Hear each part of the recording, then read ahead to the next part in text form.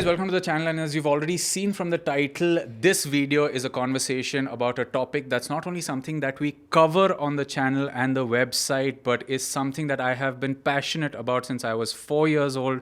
It's gaming, and I have with me Marcel from OnePlus. Thank you so much for joining me, and I know he is also passionate about gaming. So I'm going to give the stage to you and let our audience know who you are and why we're talking about gaming.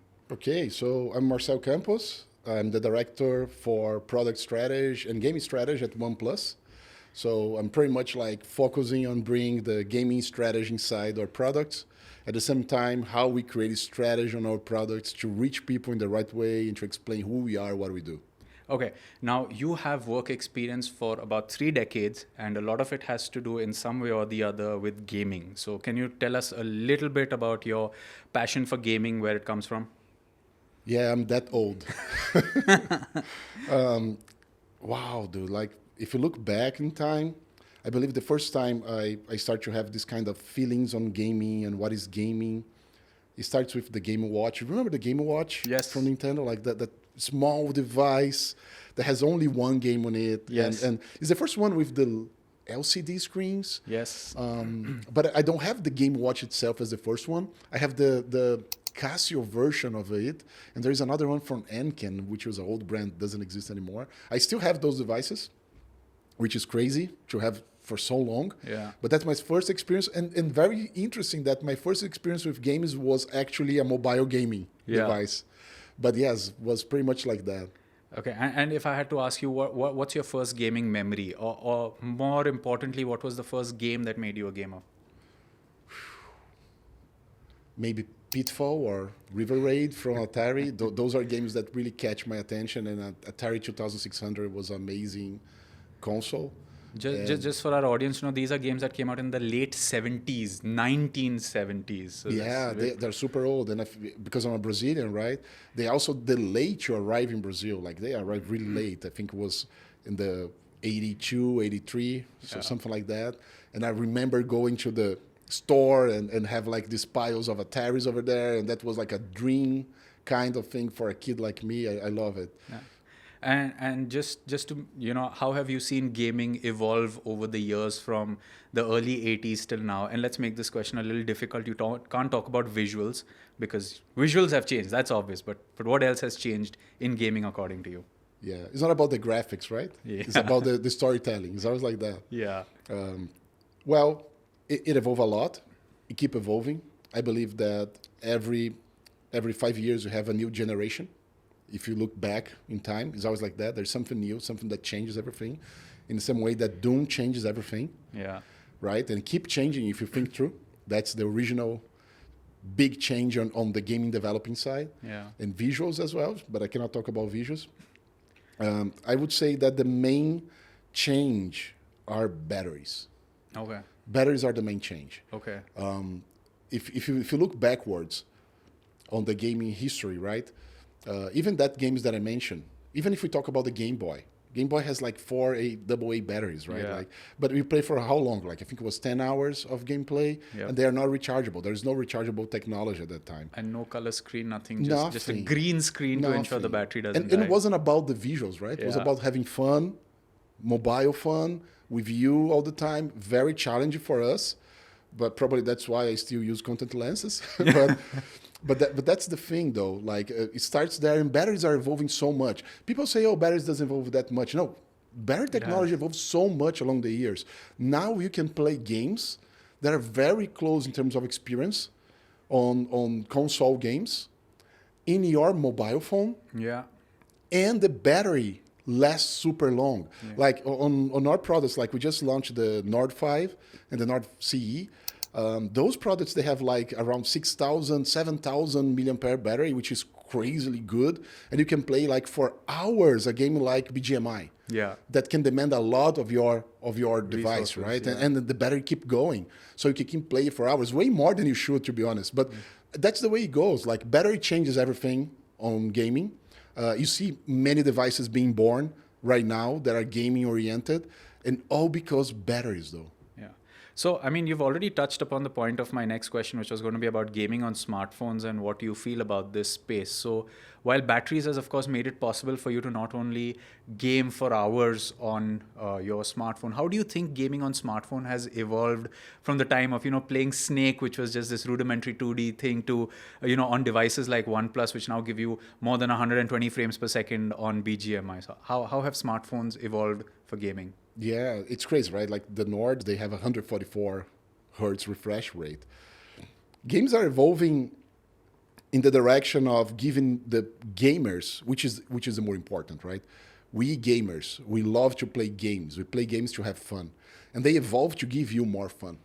And I think they evolve in the direction that it's not only a one-player game, that the storytelling is super important, and you go in that direction of understanding the story, but also to put people together. Right? It's like it used to be when you go outside to play with your friends. Now you go outside and you gather with your phones to play with your friends. And if they are not there for some reason, if they cannot go outside, you can play from home and you have the audio, you can have like conversations with audio, you can have like text at the same time.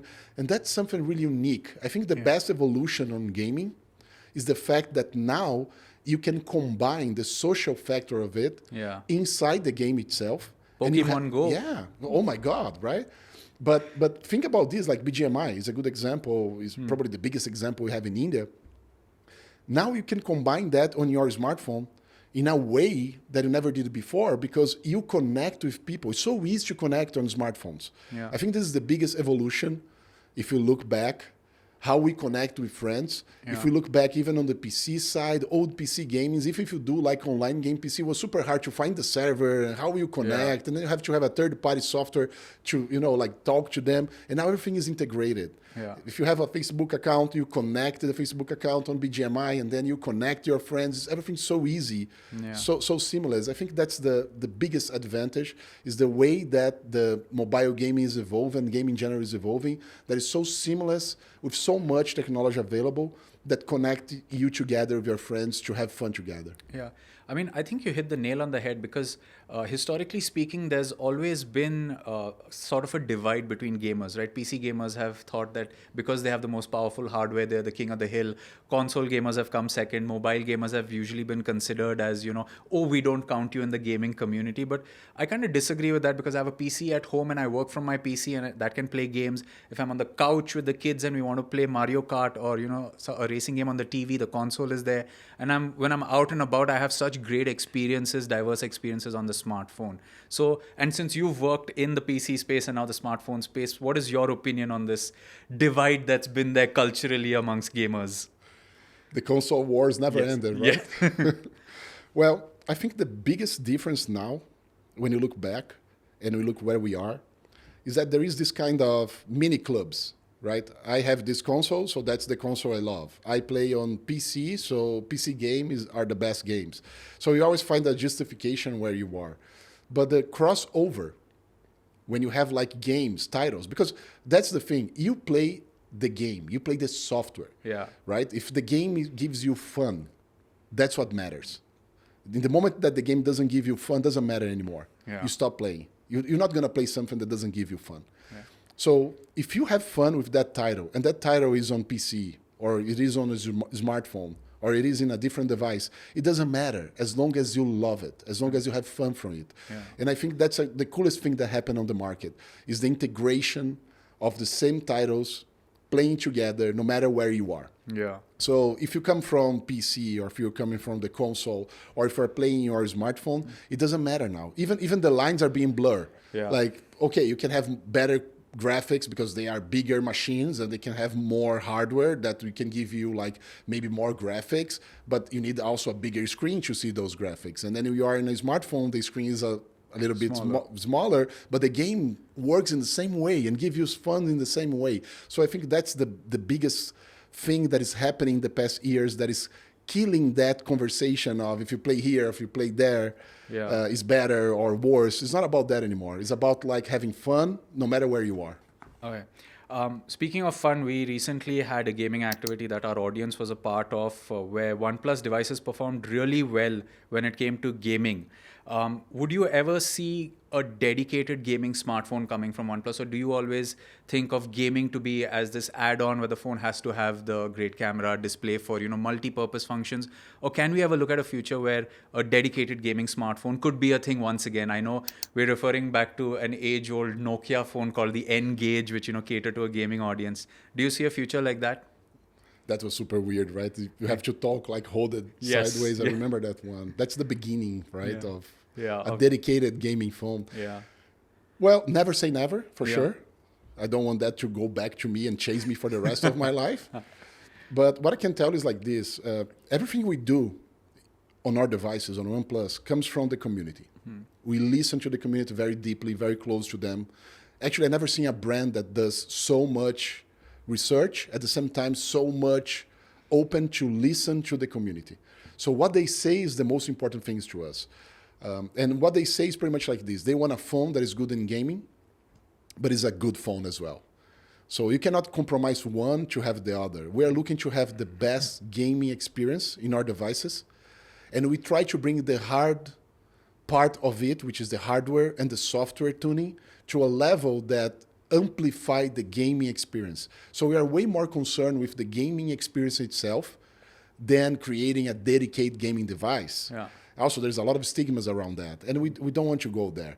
I think what we want to bring is what the community is looking for, which is a very good device, no matter if it's for gaming, for pictures, for performance in general. Actually, gaming is a good way to tell the story of Fast and Smooth. Is something that we are doing for so many years. Yeah. And even in devices like the Nord series, which is not the flagship device, the most flagship one, it's amazing the kind of technology we pack on it. Yeah. So right now we have like a vapor chamber that is huge on the Nord. And it's only reason to have a vapor chamber that big in a smartphone is because gaming. There's no other reason. Yeah. Otherwise, you could make half of it. Yeah. So this is one of the main things you have to think through, that gaming experience is super important for our community. We listen to them and we implement in our devices. So, I mean, when you look at gaming as a hobby, right? I mean, when you go on the PC side of things, it's a very expensive proposition because you need to invest in the hardware first and then you need to buy the games. On the opposite end of the spectrum, just like a household would have a laptop, which is a multi-purpose device, it could play games. The same is the proposition with a smartphone, just that the barrier for entry is a lot cheaper, right? Every household has multiple smartphones. You can play games on these smartphones. And when we talk to a lot of gamers today, they're more platform agnostic because they're like, we want to play the games, just like you said, right? It's the software experience. So can you talk a little bit about how the smartphone is the entry point for gamers and OnePlus is so focused on giving the best experience on our hardware, like you said, right? So how is that helping gamers get into the ecosystem? We've seen so many streamers come about, so many people making gaming on smartphone into a profession, right? And like I said, the cost of entry is so simple because most of the games are free, right, on phones for them. So how have you seen this evolve?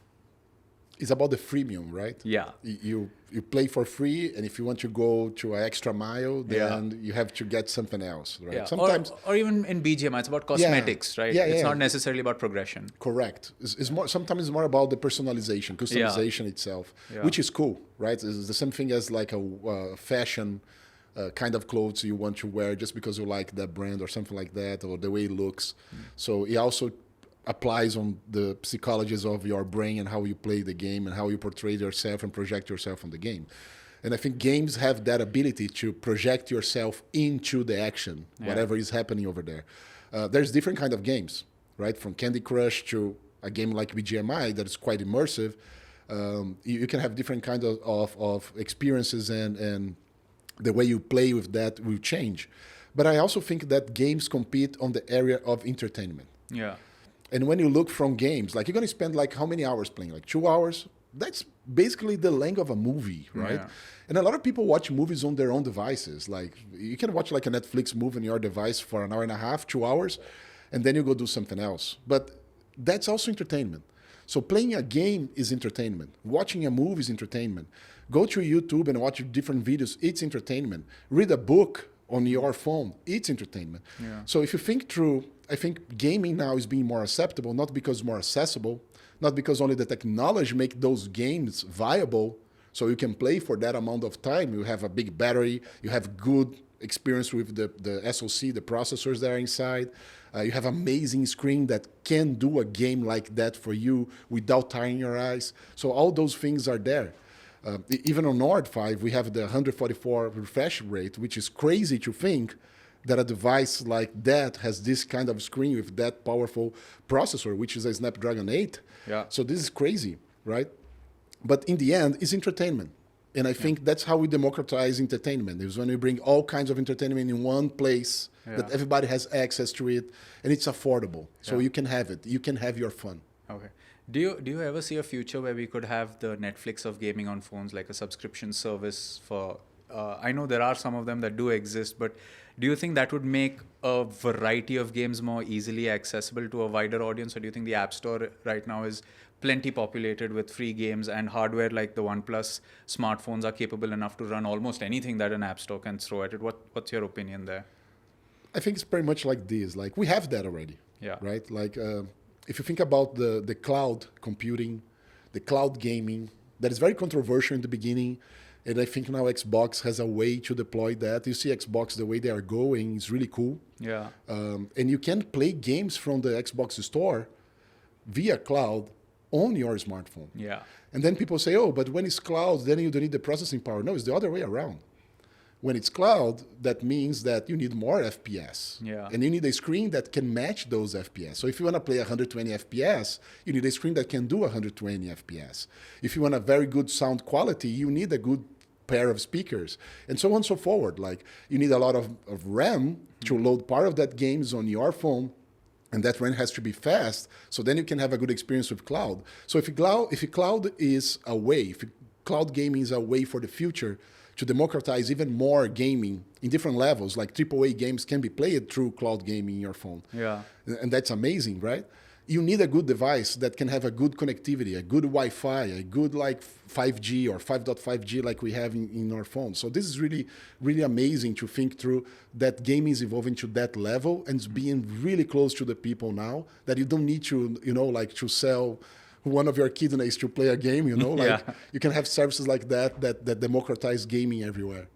Yeah. So I'm going to move on to some fun questions. But before that, is there anything else that you would like to highlight about OnePlus or OnePlus's association with gaming that you feel our audience should know about? Oh, yeah. Like, I think I joined OnePlus about 2.5 years ago in North America. And now Robin, our CEO, say, hey, we need you here. Come help us because I know you love gaming. He knows my background and everything I did in the past.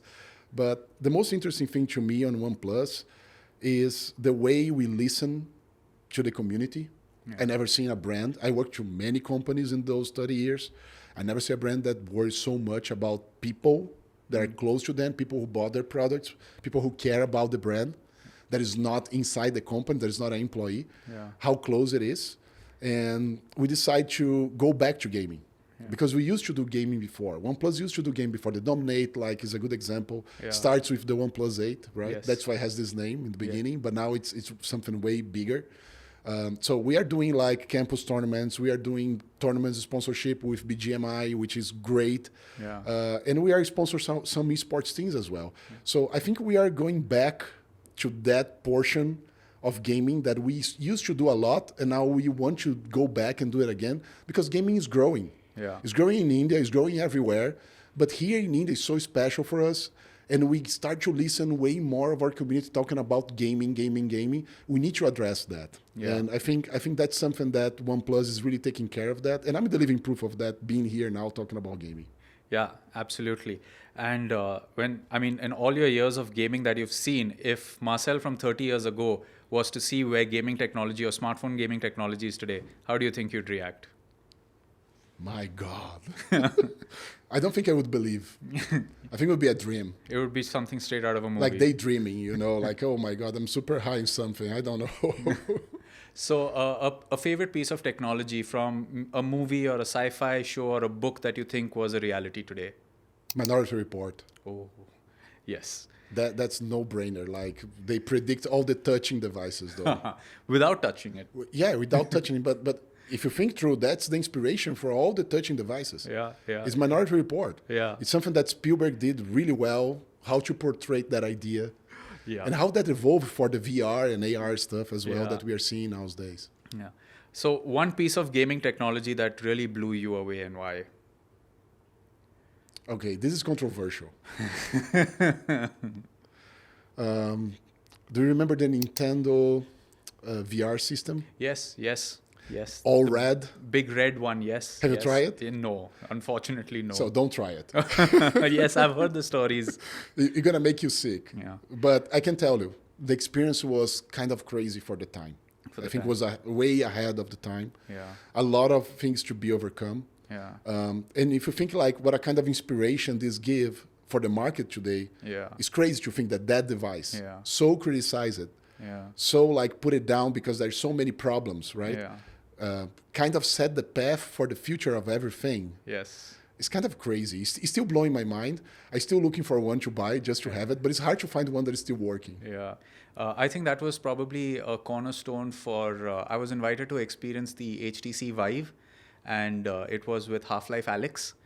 It's considered to be the best VR game in the world, and I was blown away. So I can completely agree with you that was probably a cornerstone for what gaming in VR has become today. Yeah. And one personal learning or a message for budding gamers. Just have fun, though. Come on, just have fun. Games are made to make fun, to make you have fun, and have fun with games. If you're playing a game not giving you fun, giving you stress, go to another game, because you need to have fun with games. Yeah, absolutely. And that was it from me. Is there anything else that you would like to highlight to our audience that I may not have asked in these questions? Buy OnePlus. That's what I have to highlight. I'm pretty sure a lot of them are OnePlus users because our community that engages with us online also comes for a lot of our offline events, and we've done a couple where we've showcased a lot of OnePlus devices, and the kind of positive responses we've seen, especially for the past 2 generations of devices, has been absolutely insane. So I can absolutely attest to the fact that how you have move towards a community-driven approach to the device, and that's something that our community has told us as well. So I think that's great.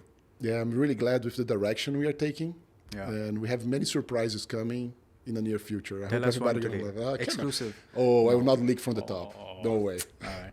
Well, while we wait for Marcel to tell us these secrets off camera, you can subscribe to the channel and stay tuned for more videos like this one. We will catch you in another video. It's goodbye for now.